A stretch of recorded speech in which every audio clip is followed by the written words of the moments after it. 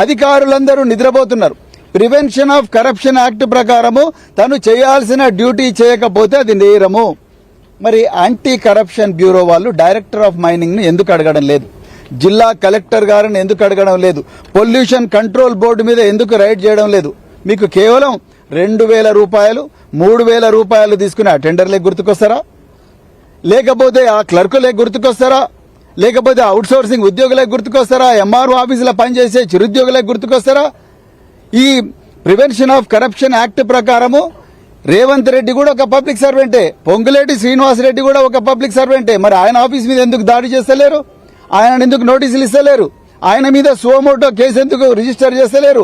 ACB అధికారులను నేను ఈ ప్రశ్న అడుగుతున్నా. చెయ్యని నేరానికి అరవింద్ కుమార్ ను సస్పెండ్ చేయడానికి చేతులు వస్తాయి, కేటీఆర్ గారి మీద ఫార్ములా ఈ కేసు పెట్టడానికి చేతులు వస్తాయి.